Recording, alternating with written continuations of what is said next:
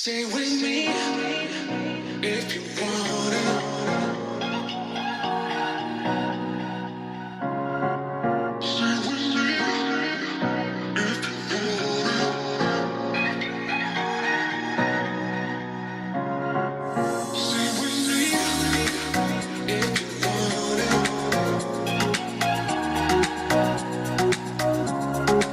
Stay with me if you wanna. Gas. Gimana?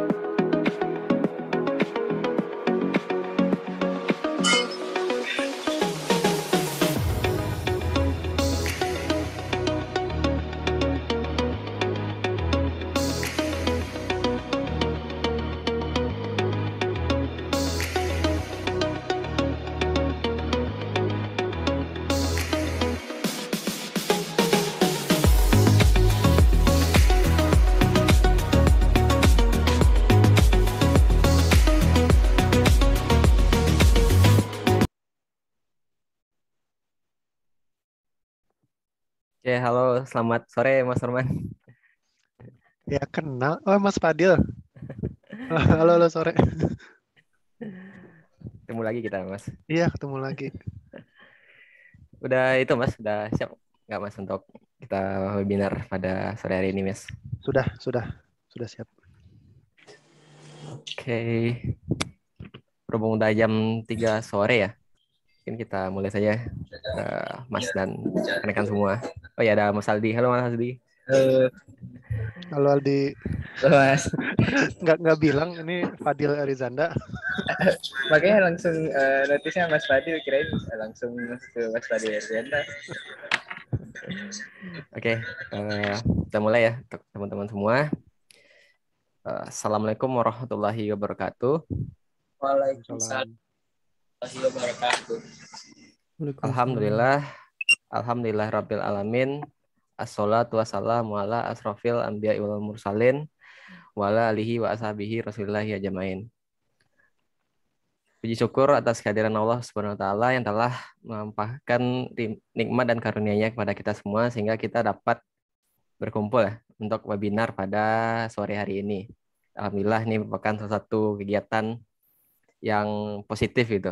Semoga dapat menambah semangat kita untuk belajar. Kalau kebetulan untuk di UNAN itu sekarang lagi siap ujian. Jadi ini bisa untuk nambah-nambah waktu luang dari rekan-rekan sehingga nantinya bisa bermanfaat.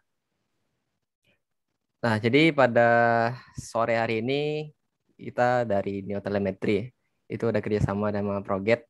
Ini materinya dari Mas Norman, Mas Norman Ganto dari Proget. Jadi mungkin dari Fadil dari moderator ingin menyampaikan sedikit terlebih dahulu mengenai UKM Neotelemetri dan Proget. Nah, UKM Neotelemetri merupakan UKM yang bervisi misi untuk memajukan IT di Universitas Andalas, khususnya pada kampus kita ini, itu di Universitas Andalas. Nah, jadi bagi nih teman-teman yang minat organisasi dan berbau IT itu sangat cocok lah untuk di Neotelemetri. Lalu untuk Proget, Proget merupakan platform pembelajaran coding yang ada di Indonesia. Nah, Proget ini sendiri awalnya berasal dari Jepang, ya Mas. Betul. Nah, untuk country manager itu dari pemateri kita ini, itu Mas Norman. Hmm. Nah, mungkin tanpa memperpanjang lagi untuk eh, pembukaan di awal, mungkin kita langsung saja ya Mas, untuk langsung ke materi Mas. Nah, jadi nanti sesinya itu pertama dari nyampaikan materi dari Mas Norman, nanti kita lanjut ke sesi tanya jawab. Oke, untuk penyampaian materi mungkin dipersilakan Mas. Oke baik. Thank you Mas Fadil. Teman-teman Universitas Andalas dan panitia Neo Telemetri, terima kasih banyak atas kesempatannya. Saya senang banget, rame 60-an orang yang hadir. Saya langsung aja share screen.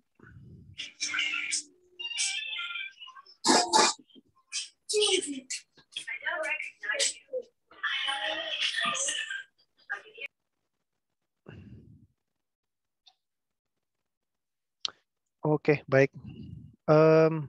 Nanti kalau suara saya hilang atau tidak kelihatan screen-nya, langsung komen saja, langsung kabarin saja.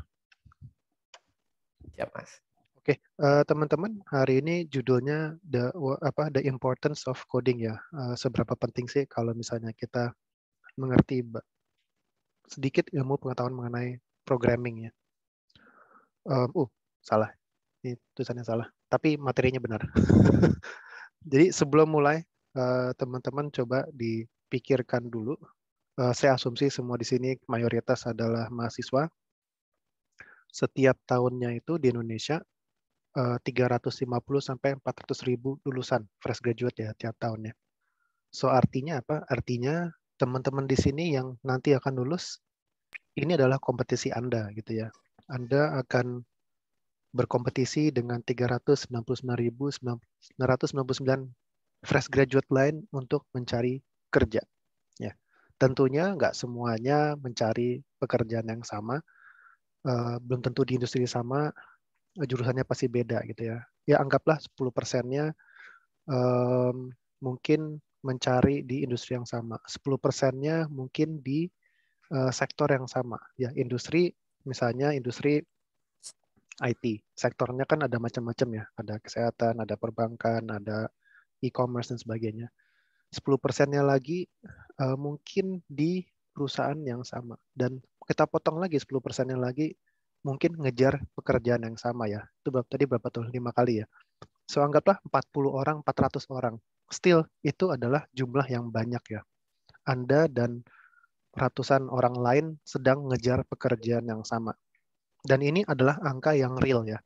Kalau saya tanya ke teman-teman yang perusahaan-perusahaan besar ya, teman-teman saya di HR yang di Tokopedia, di Traveloka, memang mereka untuk posisi-posisi yang digital ya, product management, QA, programmer, UI UX design, itu sekali ada pembukaan yang melamar itu memang ratusan orang gitu. So ini real ya. Nah, so ini poin penting pertama gitu. Why coding skill is important adalah ini akan memberikan Anda edge atau competitive advantage dibanding fresh graduate lain. Tidak hanya gelar, tapi juga Anda sudah pernah membuat beberapa project, sudah pernah volunteering atau mentoring di beberapa program. Ini adalah semua nilai tambah. Mereka ngelihat itu semua gitu. Jadi kerjasama ini mungkin salah satu bentuk untuk mendukung teman-teman agar bisa menjadi yang terbaik, karena nanti ngaruh gitu. Misalnya saya ya lulusan Fakultas Ekonomi ya, jurusan marketing misalnya. Tapi di CV saya ada tulisan bisa data visualisasi pakai Python dan Pandas library. Itu nilai yang sangat plus gitu. Karena startup manapun kalau mencari seorang marketing dan seorang orang itu bisa ngerti data, itu nilai yang sangat plus gitu ya. So, itu satu contoh aja. Kedua, poin pentingnya adalah teman-teman pasti sering dengar ya, demi menyambut industri 4.0 dan sebagainya. Sebenarnya udah bukan untuk persiapan lagi, sebenarnya kita udah ketinggalan gitu. So teknologi actually udah bagian dari culture kita ya. Kita nggak sadarin aja gitu. Cuman bangun pagi sampai sebelum tidur, teman-teman coba pikirin apa sih yang kita pegang pertama dan terakhir sebelum kita membuka dan memejamkan mata adalah handphone atau laptop. Minimal kalau nggak handphone, pad, laptop, komputer. Ya, mayoritas seharusnya seperti itu. Mungkin ada beberapa dari kita yang baca buku dan sebagainya ya. Cuman mayoritas itu pasti ada hubungannya dengan teknologi. Jadi udah bagian dari culture kita. Jadi apapun nanti jurusan teman-teman akan kerja di mana, aspirasinya menjadi apa, kalian akan bersinggungan dengan yang namanya teknologi. Dan kalau kita ngomongin berbagai industri atau sektor, ini beberapa contoh dari banyak ya. Saya cuma ngambil yang saya kepikiran saja, tapi kita ngomongin coba perbankan.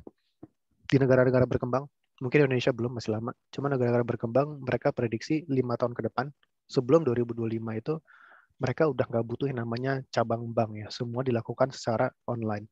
Dari buka rekening, pindah buku, mau investasi, mau narik duit, mau tutup rekening, semuanya online gitu. Udah nggak perlu lagi namanya tantangan bahasa.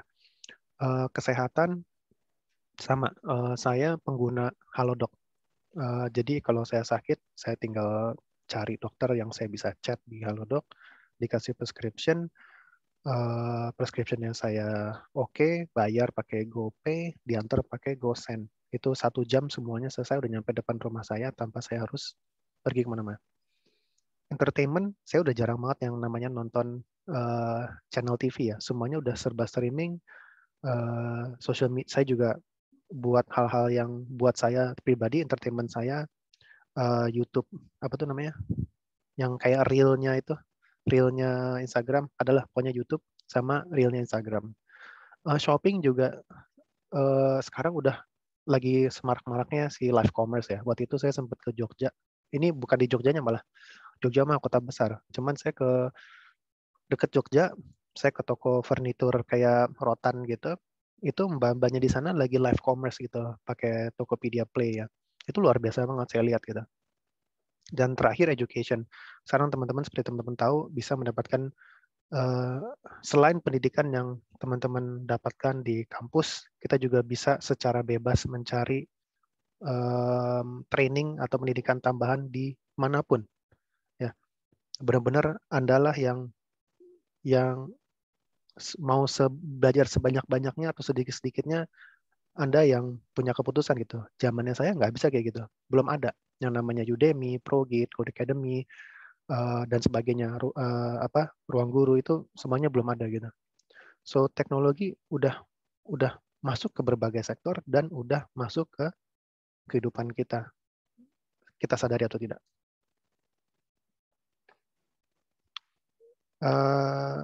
Nah, jadi tidak heran kalau Steve Jobs ini waktu dia masih hidup ya, udah lama gitu, dia bilang everyone should learn how to code ya. Semua orang harus belajar coding karena itu melatih kita untuk berpikir gitu.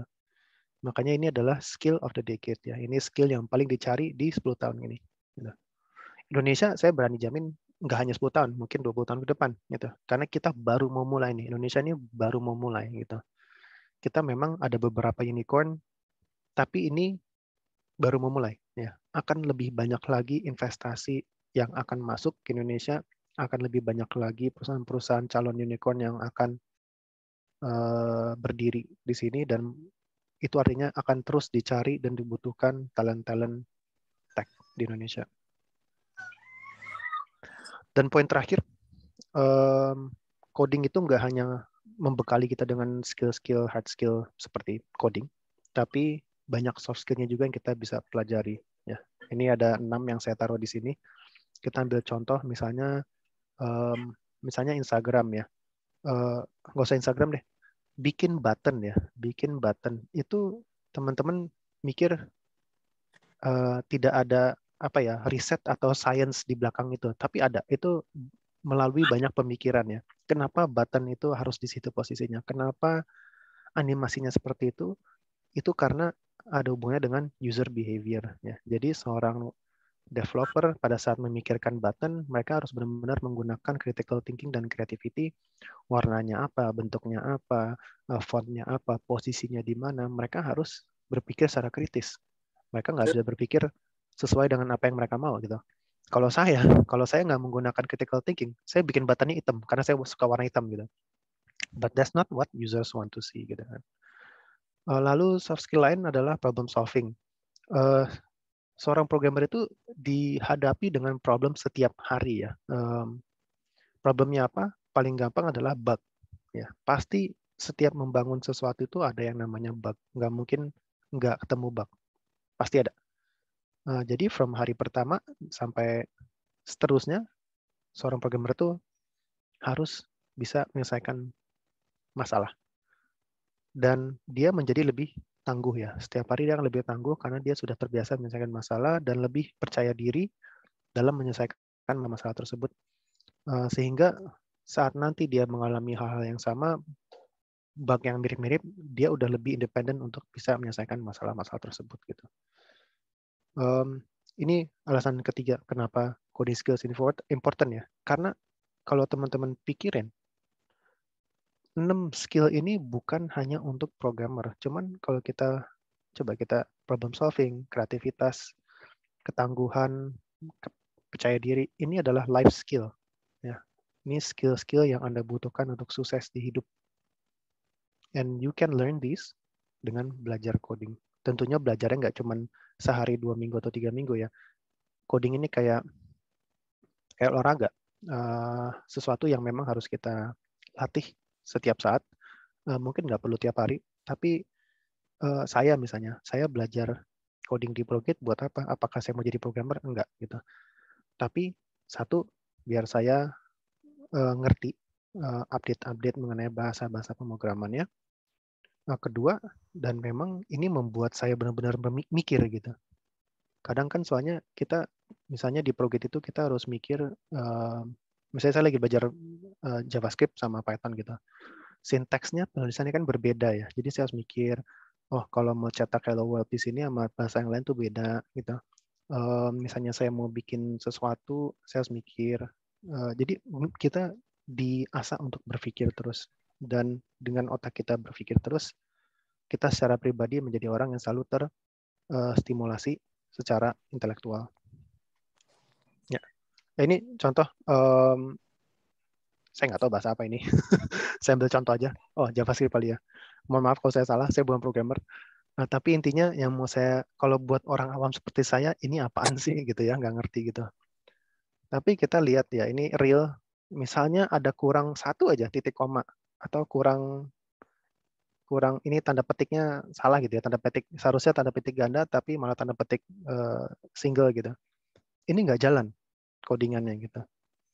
Jadi itu yang saya bilang tadi, problem solving ya, itu benar-benar diasah banget dalam pemrograman.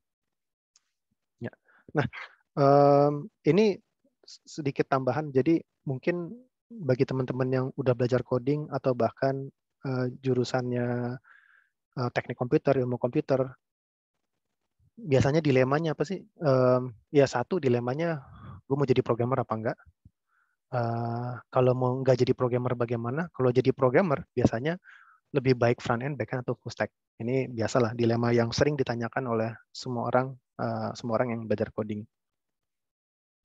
Jawaban yang ini bukan jawaban saya, tapi ini semua jawaban yang saya selalu merhatiin dan bertanya ke teman-teman saya yang programmer, mereka jawabannya selalu sama, yaitu tergantung.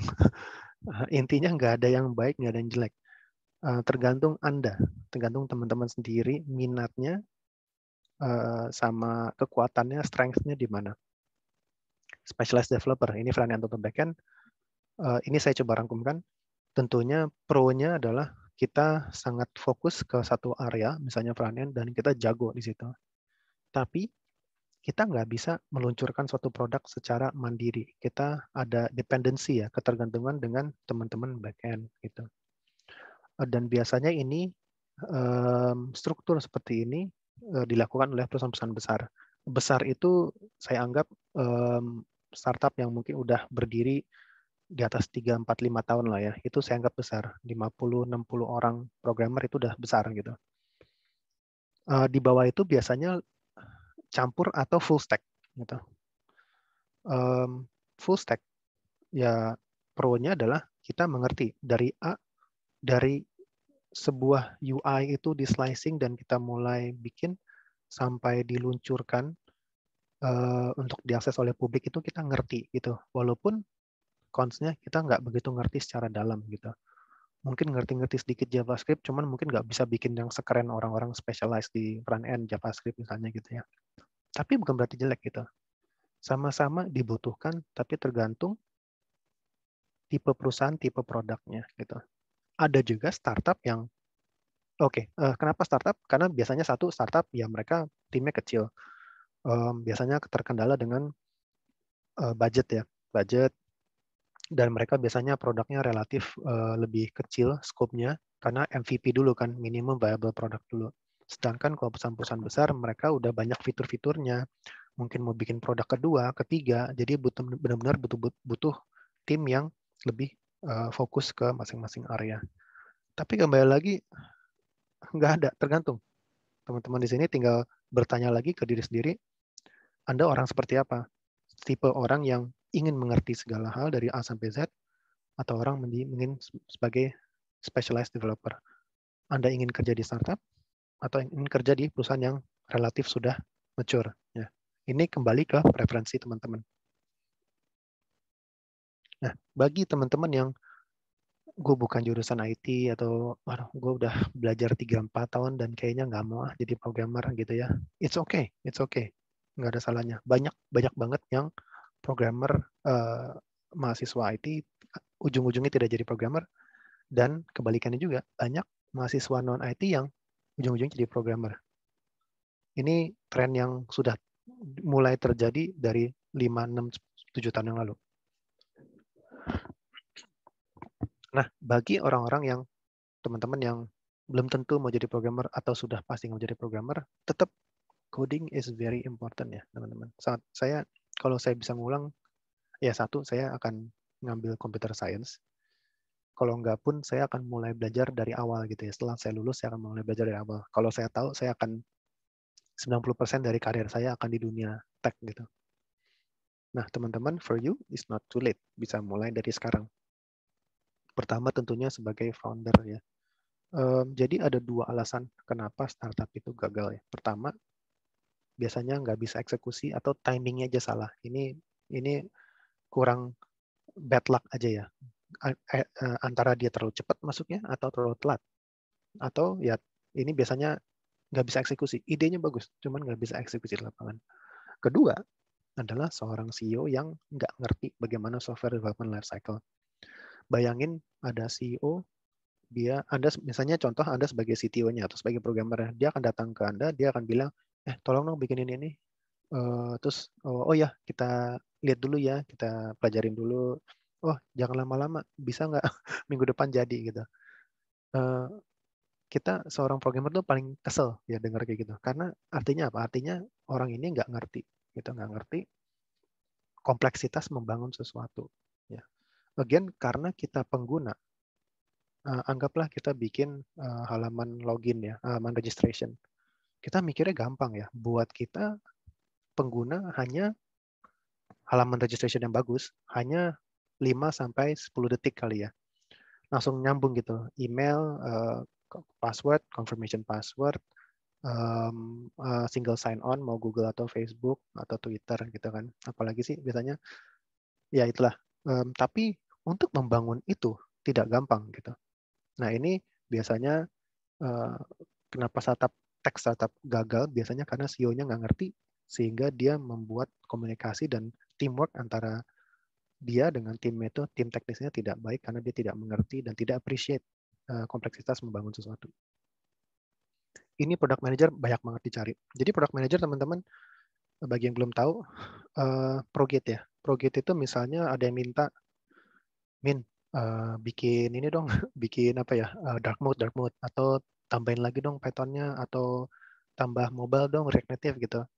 Tugasnya product manager adalah prioritization, ya, memprioritaskan mana yang harus dikerjakan dulu menurut kepentingan penggunanya gitu ya. Jadi dia akan nerima nih, oke, ada permintaan dark mode, ada permintaan apa namanya mobile, ada permintaan tambahin bahasa gitu ya. Kalau dia nggak ngerti, dia akan bilang ke tim engineer-nya, tolong dong bikinin semua ini gitu. Ini bikin nama user gitu.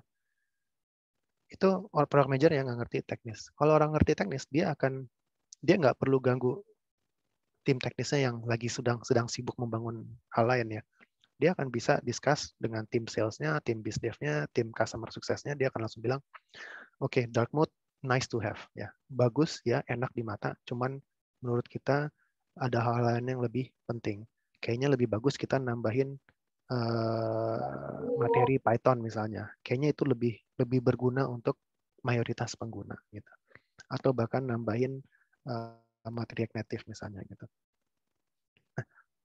Dan inilah pentingnya product manager karena dia ngatur flow apa yang harus dibangun berikutnya setiap 2 minggu. Dan dia harus bisa bilang enggak ke CEO level, harus bisa bilang enggak ke user, harus bisa bilang enggak juga ke engineer. Jadi dia orang yang sangat netral. Makanya ini orang penting banget dan sangat dicari, sangat kekurangan. Jadi teman-teman, bagi yang mungkin nggak ingin jadi programmer, ini adalah a very hot position dan sangat in demand ya, sangat in demand. Tentunya nggak langsung product manager, biasanya mungkin nggak lama kok, paling 3 tahun, 4 tahun maksimal sudah bisa jadi product manager ya. Kalau kita masuk sebagai misalnya product associate atau QA, dalam 2-3 tahun itu udah jadi product manager. Bagi teman-teman yang suka desain atau suka seni, art, UI UX, ini udah paling benar. Dan juga sama, graphic designer banyak. UI UX designer itu totally different ya. Mungkin tool-toolnya atau software yang digunakan untuk mendevelop suatu desain sama. Cuman pendekatannya beda. UI UX itu benar-benar dia, ya namanya jelas ya, user interface, user experience. Dia pendekatannya dari kacamata user gitu. Bukan hanya estetika saja. Dan ini sangat penting karena apa? Karena hasil risetnya mereka, hasil desainnya mereka, itulah yang akan dikembangkan, dibangun, didevelop oleh tim programmer. Kalau teman-teman suka jualan, marketing atau selling ya, sales engineer. Ini kerjaan saya sampai sekarang sih. Saya masih sebagai orang sales ya, dan saya suka sales gitu. Karena menjual suatu teknologi itu tidak gampang. Kita harus ngerti. Beda kalau kita jualan masker gitu, jualan ya barang-barang yang bisa dipegang lah ya gitu ya. Teknologi itu biasanya banyak pertanyaan kliennya. Contoh sebelumnya saya jualan kamera yang bisa baca muka, bisa baca plat nomor dan sebagainya. Itu gimana kita jelasin sesuatu yang kompleks AI ke rekan-rekan kita kepolisian di daerah entah mana gitu ya. Yang ini adalah suatu hal yang baru. Apalagi kita tambahin embel-embel artificial intelligence, makin bingung lagi mereka. Nah ini makanya banyak perusahaan, terutama perusahaan B2B, B2G, bahkan B2C, mereka butuh seorang BizDev yang ngerti sedikit ya. Saya nggak bilang harus ngerti bisa ngoding, tapi ngerti kompleksitas membangun suatu dan terminologi teknologi di belakangnya gitu. Agar mereka bisa lebih menjual lebih baik lagi. Agar mereka bisa menjawab pertanyaan-pertanyaan kalian lebih baik lagi. QA ini juga penting banget. Jadi mungkin teman-teman sudah tahu. Jadi sebelum produk atau fitur itu dirilis ke publik untuk digunakan, ada yang namanya testing dulu ya, product testing dulu. Itu sebelum masuk ke production. Nah itu semua dites dari depan, dari A sampai Z. Banyak perusahaan itu menugaskan kerjaan ini ke engineer gitu. Nah ini sayangnya, ini sangat disayangkan karena engineer kan udah sibuk banget ya, udah bikin barangnya gitu. Akhirnya mereka mulai sadar bahwa ini nggak bisa dibebankan ke engineer, harus ada tim khusus yaitu product QA. Nah jadi banyak perusahaan udah mulai membentuk QA, tim product QA sendiri agar bisa mendeteksi apa sih yang salah atau bug-bug apa saja yang harus dibenerin sebelum kita rilis ke production. Kalau teman-teman suka nulis, bisa jadi technical writer ya. Ini contoh paling gampang adalah Progit ya. Misalnya kita mau bikin content writing, lalu mau bahas suatu bahasa pemrograman. Sebagai social media manager kan selain manage social media, dia juga harus pinter copywriting ya, nulisnya. Dia harus ngerti konteks gitu. Nggak bisa cuman JavaScript bagus bahasa programming. Enggak, dia harus bisa ngerti apa sih kelebihannya JavaScript, kenapa sih orang-orang harus belajar JavaScript, potensinya sejauh mana, dan sebagainya gitu. Bikin produk demo, dia harus bikin scriptnya. Product documentation tentunya ya, setiap tim engineer yang bagus harus ada orang yang bikin dokumentasi produknya gitu. Jadi ini kerjaan-kerjaan baru yang muncul karena teknologi ya. Dan ini terakhir ya, business analyst. Ini mungkin kerjaan pertama saya. Jadi saya lulus sistem informasi, tapi saya nggak bisa coding, tapi saya ngerti gitu. Software development lifecycle. Jadi kerjaan business analyst itu adalah menjadi penjembatan antara klien dan perusahaan teknologinya gitu. Karena apa sih, biasanya klien itu punya masalah, dia nggak tahu teknologi apa yang harus saya gunakan, saya harus beli, saya harus implementasikan. Sedangkan perusahaan teknologi biasanya dia ingin jual sebesar-besarnya dan secanggih-canggihnya. Padahal belum tentu kliennya butuh teknologi paling canggih, paling terkini ya. Nah inilah tugasnya business analyst. Dia menganalisa problemnya apa, seberapa siap orang-orang dalam perusahaannya untuk berubah gitu ya, berubah menggunakan teknologi. Makanya kenapa software as a service ini menjadi primadona, karena teman-teman pernah dengar SAP ya. SAP itu software enterprise ya, yang gede-gede lah pokoknya. Itu banyak yang gagal karena apa? Karena itu sebuah platform yang software yang sangat rumit gitu ya, sangat rumit, sangat besar dan mahal. Itu banyak gagal karena malah bikin penggunanya ribet gitu. Makanya lahirlah software as a service, karena itu memberi opsi kepada klien-klien yang mungkin nggak butuh teknologi keren ya. Mereka hanya butuh, gue hanya butuh biar gue bisa mencatatkan kredit debit lebih cepat, lebih mudah gitu. Lahirlah Zahirah gitu dan sebagainya ya. Banyak ya sekarang aplikasi-aplikasi akuntansi. Orang HR, gue hanya butuh satu aplikasi atau platform kecil yang gampang agar saya bisa tahu absensi dan penghitungan pajak.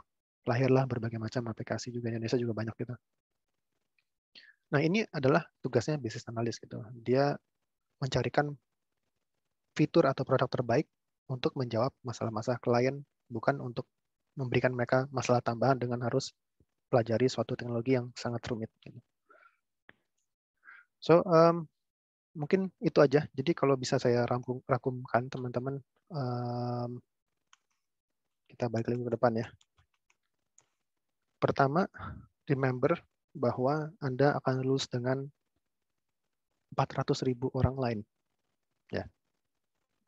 Angkatan berapapun, semester berapapun Anda, pokoknya ingat di tahun yang sama, di waktu yang sama, akan ada 399.000 orang lain yang mencari pekerjaan.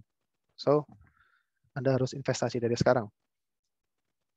Gelar sangat penting, tapi at the same time, semua akan punya gelar. Apa yang akan membedakan Anda adalah skill-skill tambahan seperti coding. Saya nggak ngomongin coding doang ya, saya ngomong dari secara holistik. Misalnya Anda udah jago coding, Anda harus punya skill public speaking misalnya, atau bisa jualan. Jadi kalau udah jago coding, cari internship-nya yang marketing atau sales misalnya. So, Anda akan menjadi seorang digital professional yang lengkap ya, yang holistik gitu. Teknologi udah bagian dari hidup kita, budaya kita. Itu udah nggak bisa dipungkirin. Jadi udah bukan lagi menyambut industri 4.0, enggak, kita udah lewat industri 4.0-nya. Kita udah in the middle of it. Dan yang terakhir adalah soft skill ini yang sebenarnya adalah skill hidup ya, sukses di hidup, bukan hanya skill sebagai programmer. Oke, baik. Mungkin segitu aja, Mas Fadil dan teman-teman. Oke, makasih Mas Norman. Nah, mungkin pada teman-teman peserta itu bisa, jika ada pertanyaan ya, bisa raise hand atau chat di kolom komentar. Nah, mungkin mau nanya nih Mas. Ini kan ada cerita menariknya nih Mas. Pas Mas jadi country manager kan, ada dulu tuh Mas pengen belajar SQL gitu. Nah, belajar SQL. Nah, itu hal yang menarik itu gimana sih Mas kok pengen belajar gitu? Ini udah, padahal visi Mas kan udah tinggi gitu Mas. Udah country manager gitu kan. Ya. Tapi masih pengen nambah ilmu lagi gitu. Boleh di-share nggak Mas? Gimana? Boleh. Ini pertanyaan yang sangat bagus. Jadi umur saya sekarang 38 ya. Waktu itu saya pengen mulai belajar tuh umur 36, 37 ya. But basically, saya udah nggak, tugas saya adalah membuat keputusan. Dan saya udah nggak bisa lagi membuat keputusan berdasarkan hanya pengalaman saja ya, teman-teman. Yes, pengalaman itu penting. But namanya user, market, itu kan dia berevolusi terus. Kita butuh data. Jadi saya sebagai pengambil keputusan, saya nggak bisa, saya harus bertanggung jawab kepada tim saya untuk membuat keputusan yang terbaik buat tim, buat perusahaan, dan buat Progate secara global. Dan untungnya, bagusnya, Progate Global di Jepang itu sangat berdasarkan data. Misalnya, very simple. Misalnya namanya Tomo ya, orang Jepang ya. Tomo, gue mau dibuatin fitur dashboard tim. Jadi di begitu ada tim dashboard, gue mau dibagusin dong ininya. Mereka akan nanya lagi, lo udah riset belum? Lihat dong datanya berapa orang yang pakai fitur tim dashboard, seberapa sering, hasilnya bagaimana, apakah itu bisa meningkatkan jumlah orang yang menyelesaikan pelajaran. Jadi udah harus berbasis data banget sebelum saya bisa membuat keputusan tersebut atau permintaan tersebut gitu. Makanya saya pikir, oke, saya harus belajar SQL. Kenapa? Karena saya bisa query. Saya bisa query database yang Progate dan saya bisa mencari. Oke, dari Januari 2021 sampai Desember 2021, berapa orang sih yang bagian dari tim dashboard gitu kan? Lalu saya bisa cari lagi, berapa orang sih yang tim dashboard itu berhasil menyelesaikan semua materi di Progate. Ini menjadi basis argumen saya pada saat saya ingin membuat keputusan atau meminta sesuatu product development ke tim HQ. Seperti itu Mas, kurang lebih.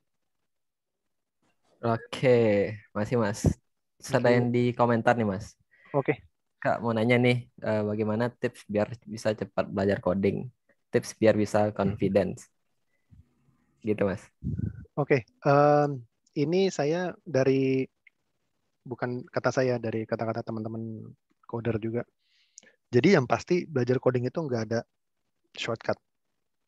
Memang harus belajar dari awal dan kuncinya sih konsistensi ya, repetition gitu. Memang harus banyak sering-sering ngulik. Misalnya udah belajar HTML CSS, misalnya udah belajar HTML CSS di Progit, bukan berarti Anda udah siap jadi seorang developer HTML CSS. Anda harus ngulik. Oke, udah berhasil buat halaman web. Coba ganti warnanya, coba ganti animasinya, coba tambahin halaman baru, coba bikin agar formulirnya bisa masukin data. Nah, kalau harus bisa masukin data, berarti Anda harus belajar back-end-nya kan gitu.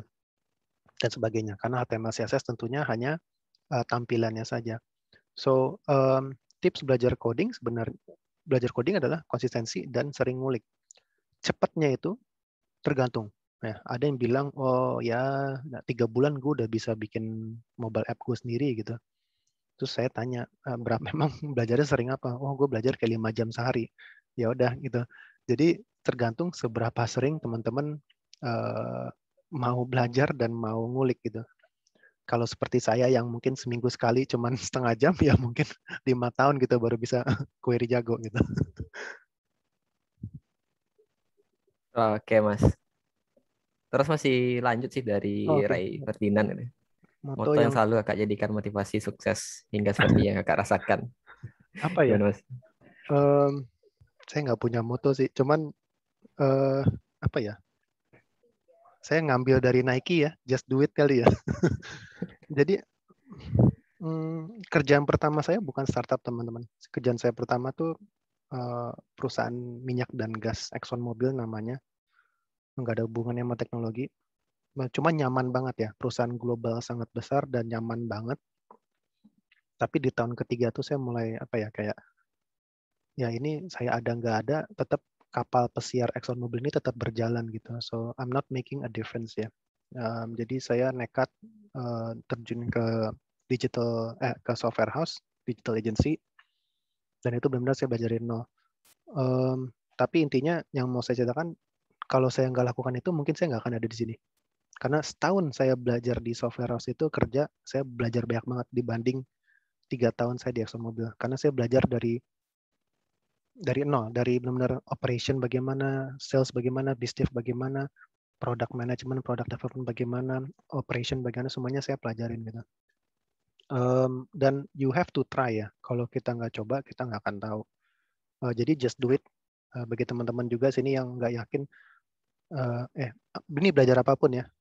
Kayak saya lagi belajar investment finance sekarang. Kalau saya nggak invest, saya nggak akan pernah tahu bisa apa nggak. Sama teman-teman di sini yang belum daftar di di bootcamp Progate sama Neo Telemetry ini, if you don't try, you don't know. Cuman 2 minggu kalau nggak salah ya bootcampnya ya. Iya Mas. Iya, cuman 2 minggu dan teman-teman akan tahu apakah code programming itu cocok buat Anda. Cobain aja, gratis dan fleksibel, dan at least kalau udah nyoba, ya syukur-syukur kalau Anda jadi suka. Kalau enggak pun Anda punya bekal dan jadi tahu, oh ternyata coding seperti ini tuh. So just do it. Oke Mas. Ini lagi pertanyaan dari Mutiara Hikmah. Kalau mau belajar coding dari awal itu bagusnya mulai dari belajar apa ya Kak? Ya, Mungkin bisa di-spill nih Bu, eh, Mas untuk bootcampnya. apa aja. Cuman memang kalau kata orang-orang programmer, suhu programmer, 3 ya yang paling enak untuk dipelajarin: front HTML, CSS, SQL, Python gitu ya. Karena apa? Karena saya mohon koreksinya ya, Aldi, Fadil yang memang programmer. Karena ya HTML, CSS itu satu bahasa, itu semua web page yang Anda lihat itu pasti ada HTML, CSS-nya. Dan apa yang kita bikin itu bisa langsung kelihatan secara kasat mata. Jadi kita bisa langsung melihat hasilnya. Dan sintaksnya itu jelas gitu ya. Misalnya mau ganti warna background, ya sintaksnya adalah background dash color. -2 apa color-nya gitu kan. Mau ganti font size, ya sinteksnya adalah font dash size titik 2, size-nya apa, berapa px gitu. Sangat jelas dan sangat mudah dimengerti. SQL foundation atau basis dari apapun yang berurusan dengan data. Walaupun yes, ada Python, ada R, cuman SQL itu adalah foundation. Kalau teman-teman suka ngulik data dan ingin jadi data scientist, data analyst, SQL is the way to go. Dan Python ini bahasa backend yang sama, katanya sintaksnya mudah dimengerti, dan dia multifungsi, teman-teman. Dia bisa buat web, bisa buat game, bisa buat mobile, bisa buat IoT, AI, buat data analis juga. Oke, Mas. Kini ada juga pertanyaan nih, Mas. Kan Mas sebagai country manager gitu, Mas. Kalau dari sudut pandang Mas sebagai country manager itu programming tuh seberapa penting gitu, Mas, untuk di tahun ini nih, tahun 2022 gitu. Saya bias karena saya akan bilang sangat penting.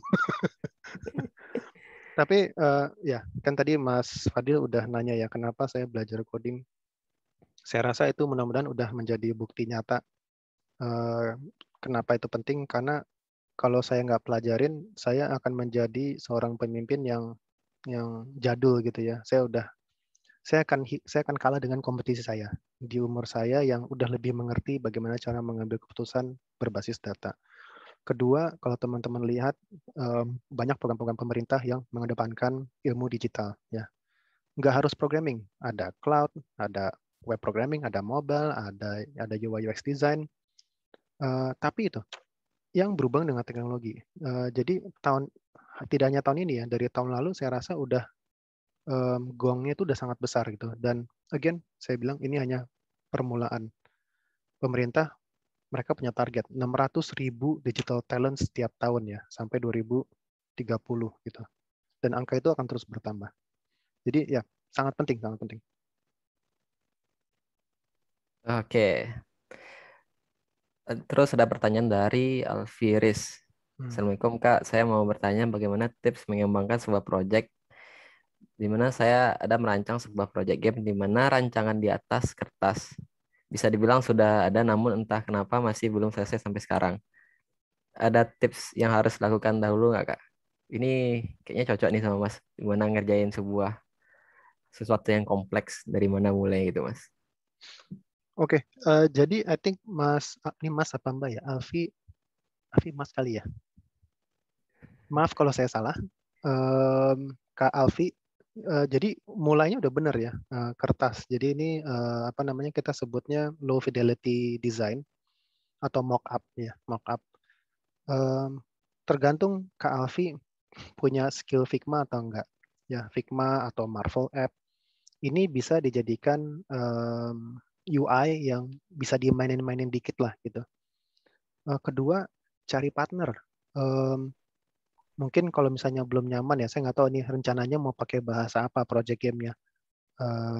Let's say JavaScript gitu ya. Dan Kak Alfi belum nyaman dengan JavaScript, cari partner aja yang bisa JavaScript. Jadi memang susah kalau memang mau membuat satu semuanya sendiri. Paling enak cari partner, dan enaknya ada partner adalah apa? Kita bisa brainstorm ya. Jadi nggak semuanya ada di pikiran kita aja, tapi kita juga saling validasi. Wah, kok kayak gini lebih baik apa enggak? Kok kayak gini lebih baik apa enggak? Gitu. Itu sih yang mungkin saya bisa share. Oke Mas. Lalu ada lagi pertanyaan dari Muhammad Iqbal. Apakah sebagai programmer itu penting bangun portofolio untuk masuk ke dalam dunia kerja dan mengerjakan fake project berguna untuk portofolio maupun saat kerja? Yes, sangat. Mas Iqbal. Jadi kalau nanti seorang engineer ya, yang ditanya itu bukan lihat dong sertifikat ProGate-nya, enggak. Mereka nggak akan nanya sertifikat ProGate-nya. Yang mereka nanya adalah, oh lo udah bisa JavaScript ya? Coba dong buka GitHub-nya, gue pengen lihat pernah bikin apa aja gitu. Nanti dijelasin, nanti akan diminta jelasin. Oh ceritain dong bikin ini approach-nya bagaimana gitu, ngerjainnya sama siapa aja, berapa lama, challenges-nya apa saja gitu. Jadi ngerjain project apapun itu berguna ya, terutama fake. Ya apalagi teman-teman di sini yang baru mulai mungkin belum ada pengalaman pekerjaan.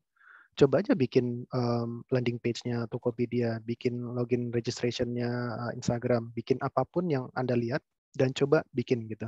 Dan kasih ininya sendiri ya, stylenya kamu sendiri, mungkin mau ganti warna dan sebagainya. Jadi GitHub itu adalah sejarah dan credibility Anda sebagai programmer. Akan kelihatan project pertama sampai project yang paling terakhir dan project yang masih Anda kembangkan. Disitulah perusahaan bisa ngelihat, oh oke nih si Norman dia hampir tiap bulan dia ada project baru. Wah dia setiap 2-3 bulan dia mencoba belajar bahasa baru. Oh dia berhasil menyelesaikan masalah ini dalam setelah iterasi project kesekian gitu. Jadi seorang interviewer yang programming dia biasanya bisa langsung lihat berdasarkan apa yang ada di GitHub-nya Anda. Oke. Mungkin kalau ada 1 atau 2 pertanyaan lagi dari teman-teman peserta itu bisa disampaikan. Ya. Ini Mas mau nanya nih Mas. Ya. Kan kalau untuk mendalami programming itu bukan hanya dari misalkan ada yang jurusan keperawatan gitu. Dia jurusan keperawatan. Apakah bagaimana menimbulkan motivasi untuk mereka yang bukan dalam bidangnya gitu Mas? Nah, jadi kan dari keperawatan dia harus belajar programming, padahal selama kuliah dia nggak ada belajar hal-hal seperti itu. Gimana menurut Mas? Ya, jadi ini dulu saya di hampir semua startup yang saya, kecuali yang software house memang hire-nya khusus anak-anak lulusan IT gitu ya. Cuman setelah itu banyak yang engineer kita yang dulu dia bukan mau itu SMK atau S1 atau D3 bukan jurusan IT atau Ilkom. Macam-macam, ada yang sastra, ada yang bisnis, ada yang komunikasi. Tapi mereka karena mereka interest ya. Jadi kembali lagi ini ke masing-masing ya. Apakah apa yang kita kejar? Apakah memang kita tertarik atau kita hanya tergiur dengan iming-iming programmer itu gaji besar gitu ya. Karena gaji besar itu relatif ya, relatif ke kemampuan kita juga gitu. Ini bidang apapun ya, nggak cuma programmer. Cuman memang di perusahaan-perusahaan yang sukses, programmer gajinya besar gitu.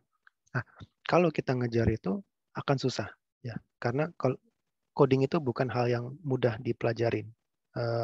Sangat susah kalau saya boleh jujur gitu. So first Anda harus suka gitu. Anda harus benar-benar suka. Pasti nanti ada saatnya bosan atau begah gitu ya, atau pusing lah. Itu normal lah ya. Cuman Anda harus suka dulu. Gitu. Sukanya apa? Suka baca dan riset dan trial error ya, ngulik gitu. Tanya lagi, suka nggak? Anda suka baca, suka riset, suka ngulik apa nggak? Kalau nggak suka itu udah bendera merah mungkin. Kalau suka, lanjut. Terus kedua, Anda suka banyak aplikasi yang Anda suka coba-cobain nggak? Kalau ada fitur baru, Anda kayak, wow, main-mainin apa nggak? Kalau saya orangnya seperti itu. Saya pengguna Tokopedia garis keras. Tiap ada hal yang baru, saya pasti sadar gitu. Wah, ini kok checkout page-nya berubah ya? Kok ini menu pesannya berubah gitu. Kalau saya nggak suka, saya akan ngubungin CS-nya gitu. Ini kenapa berubah? Mendingan yang dulu, lalala gitu. Itu bukan karena saya rese, cuman karena saya peduli sebagai user. But itu again satu indikasi kalau Anda mungkin cocok jadi programmer because Anda peduli dengan bagaimana perasaan Anda pada saat Anda menggunakan suatu aplikasi atau web application. Gitu. So you have to ask yourself, do you think you will like doing that or not? Apakah Anda akan suka melakukan hal tersebut? Kalau itu iya dan iya, mungkin Anda itu udah cukup motivasi untuk memulai dan lanjut. Oke, Mas. Ini ada 2 pertanyaan terakhir ya, Mas. Oke. Dari panitia juga, Doni Hamdani itu bagaimana mengambil keputusan seperti bisnis analis? Itu kita perlu memahami apa saja. Lalu dari Doni Rahman, sama Doni juga ya. Itu kalian apa saja yang harus ditonjolkan atau yang dipahami sebagai analis sistem? Oke, bisnis analis. Jadi bisnis analis itu dia lebih kayak apa ya? Kalau saya boleh ngomong, mungkin bisnis analis itu lebih kayak seorang psikologis ya, cuman buat perusahaan gitu. Karena dia harus ngerti dulu kan, oke, ini ada perusahaan dia pingin migrasi ya, transformasi digital yang tadinya eh, paper and pen ya, pakai kertas dan pensil untuk mencatat berbagai macam hal, dia pingin migrasi menjadi online semuanya.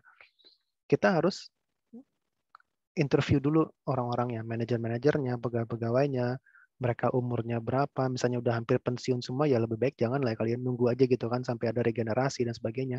So itu kenapa saya sebut lebih kayak psikologis, karena kita harus mengerti ini perusahaannya, posisinya, keadaannya lagi seperti apa sebelum kita bisa mengimplementasikan sebuah teknologi gitu. Makanya saya suka banget bisnis analis, yaitu karena saya jadi mengerti luar dalam perusahaan ini seperti apa, orang-orangnya seperti apa, pemimpin-pemimpinnya seperti apa, dan sebagainya gitu. Agar saya bisa merekomendasikan, oke, I think kayaknya teknologi seperti ini atau platform ini lebih cocok buat perusahaan Anda gitu. Apa yang harus kita pahami tentunya kita harus ngerti cara berpikir orang. Nah, makanya kembali lagi lebih ke psikologis. Tapi keduanya dari sisi teknisnya kita harus ngerti ada solusi-solusi apa saja sih di luar sana. Bisnis analis itu biasanya dia sistem agregator ya. Jadi kita nggak buat semuanya sendiri, tapi kita punya banyak mitra. Mungkin ada produk kita sendiri juga, cuman ada banyak mitra yang kita bisa ajak untuk implementasi bersama gitu. Kita jual sama-sama lah barang-barangnya untuk ke klien tersebut. Jadi kita harus ngerti apa yang terbaik untuk ya penggunanya, itu yang paling utama. Untuk Doni Rahman, kalian apa saja yang harus ditunjuk? Oke, sistem analis, saya kurang mengerti bidang sistem analis, unfortunately, Mas Doni. Jadi mohon maaf saya belum bisa jawab, sorry banget. Oke, Mas. Berhubung udah 2 pertanyaan terakhir ya, Mas. Mungkin untuk yang webinar kita pada sore hari ini bisa dicukupkan untuk dari Mas. Ini ada satu lagi, Mas Fadil, boleh tanggung? Oke, Mas. Ya, dari Syukron ya. Saya seorang programmer juga menjadi TDA. Wah, nice. Tapi saya orang yang lupaan. Dan cepat tanpa harus melihat program yang sebelumnya. Pertanyaan pertama saya ke Mas Syukron, sudah menjadi programmer berapa lama itu kali ya? Lupaan sama problem solving dengan cepat itu dua hal yang berbeda ya. Kalau lupaan solusinya sangat gampang. Saya orangnya juga lupaan. Saya pakai task management, namanya Asana, atau ada Wunderlist, atau ada Trello misalnya. Problem solve, pakai Google Calendar, selesai gitu. Kedua, problem solving itu ya, the problem with problem solving adalah memang butuh latihan ya. Makanya saya selalu bilang just do it, coba aja dulu, mulai aja dulu. Karena apa? Karena kita pasti akan menghadapi masalah. Kalau kita nggak pernah coba, kita nggak akan menghadapi masalah-masalah tersebut sehingga kita nggak tahu cara menyelesaikan masalah-masalah tersebut. Gitu. Again, programming tidak ada shortcut. Ya. Ada cara cepat untuk membuat suatu produk yang besar dengan menggunakan framework, tapi itu bukan shortcut. Sebelum Anda menggunakan framework, Anda harus ngerti dulu bagaimana cara ngodingkan. Gitu. Tidak ada shortcut. Kuncinya cuma satu, sering banyak ngerjain projectnya gitu Mas. And it's okay. Justru memang Anda memang harus lihat YouTube lagi, baca artikel lagi. Semua programmer yang hebat pun ya, yang saya kenal sampai Norman Sasono pun, dia sampai hari ini pun pasti saya yakin masih kerjanya riset. Misalnya ada Ruby on Rails baru, versi berapa saya nggak tahu, 7 kalau nggak salah. Saya yakin dia nggak akan langsung, oke, gue bisa gitu. Enggak, dia pasti akan nonton dulu apa yang baru, apa yang akan berubah, dan sebagainya. Lalu dia akan mencoba. Jadi itu udah makanan sehari-hari, Mas Syukron, untuk melihat YouTube dan baca artikel pada saat kita melakukan programming. So I think Mas Syukron nggak ada masalah sih, saya rasa. Oke, Mas. Berhubung sesi tanya jawabnya udah selesai, mungkin ada nggak Mas dari closing statement dari Mas? Berhubung kan juga nih banyak dari peserta nih yang mahasiswa Mas, yang akan siap untuk jenjang karir selanjutnya gitu. Ya, saya kembali ke gini, contohlah Mas Fadil Arizanda. Jadi kita udah kenal berapa lama ya Mas? Teman belum pernah ketemu ya. Mas Fadil udah beberapa kali kerjasama dengan Progate sebagai instruktur ya, Mas. Alhamdulillah Mas. Iya, kapan lagi Mas? Ayo dong. Intinya apa yang mau saya share? Share your knowledge ya. Teman-teman di sini yang lagi belajar coding, the best way untuk belajar adalah mengajar ya. Karena pada saat kita mengajar, kita melakukan hal baru ya. Karena kita menerima informasi dan nyoba sendiri itu beda sama kita mencoba menjelaskan sesuatu, apalagi jika ada pertanyaan yang mungkin kita belum begitu familiar dan sehingga kita harus mencari-cari lagi ya. Ini penting banget. Jadi selama teman-teman udah memiliki ilmu, coba misalnya ini coding ya, seperti Mas Fadil ini, coba ngajar gitu ya, ngajar bootcamp, ngajar apapun, coba bikin pelatihan-pelatihan kecil dan sebagainya. Karena ini satu akan membantu orang-orang di sekitar Anda, dan kedua ini dalam hal coding akan sangat membantu lebih cepat. Oh, mungkin ini menjawab pertanyaan yang lain ya. Ngajar itu akan membantu Anda belajar lebih cepat. Karena pasti nanti ada seseorang yang nanya, ini gimana ya? Oh, gue belum tahu jawabannya. Gue harus research dulu. Jadi kita karena ada yang nanya, kita harus mencari dulu dan akhirnya kita belajar sesuatu yang baru juga gitu. Jadi itu mungkin itu yang saya bisa share untuk penutupan teman-teman. Setelah belajar, share the knowledge to other people. Oke Mas, terima kasih banyak Mas. Sehingga semoga nanti dari webinar ini banyak yang termotivasi gitu Mas. Dan Ya. banyak juga yang pengen mencoba programming, lalu bisa join ya Mas untuk bootcamp kita Neotelemetri dengan Progate. Nah, Harus ya. Ya harus. Iya, saya senang banget yang udah daftar udah 200-an lebih ya. Saya mudah-mudahan di sini udah pada daftar semua. Thank you Pak. Cuman kalau belum, please mohon daftar. Gratis kan ya? Saya lupa. Gratis Mas, gratis. Oh ya, gratis. Tidak ada dipungut biaya. 2 minggu, fleksibel. So no excuse ya teman-teman, no excuse. Ini masa depan Anda di tangan Anda. Ya juga untuk ya terutama yang teman-teman mahasiswa UNAN itu kan lagi libur tuh. Itu bisa lah untuk kita belajar selagi waktu luang gitu. Dengan Iya, bisa betul. bermanfaat gitu. Iya. Siapa tahu bisa jadi mentor Mas. Iya. Iya, Omikron lagi naik, nggak usah nongkrong dulu, kita belajar coding aja 2 minggu ke depan. Oke Mas, Oke. terima kasih banyak Mas. Nanti Oke. kami dari panitia ada ngasih sertifikat Mas, tapi nanti nyusul ya Mas untuk sertifikatnya. Yap. Baik, dari untuk webinar pada sore hari ini dicukupkan. Terima kasih Mas Norman, terima kasih banyak Mas Thank sudah you. sampai di Terima sini. kasih. Semoga semua ilmu yang disampaikan oleh Mas Norman bermanfaat sehingga kita bisa menjalani 2022 itu lebih baik lagi pada tahun sebelumnya. Amin. Baik, Fadil sebagai moderator izin pamit. Fadil tutup. Assalamualaikum warahmatullahi wabarakatuh. Waalaikumsalam. Terima kasih semua. Terima kasih Mas. Terima kasih Mas Norman, Mas Haldi. Aldi, thank you. Terima kasih teman-teman semua.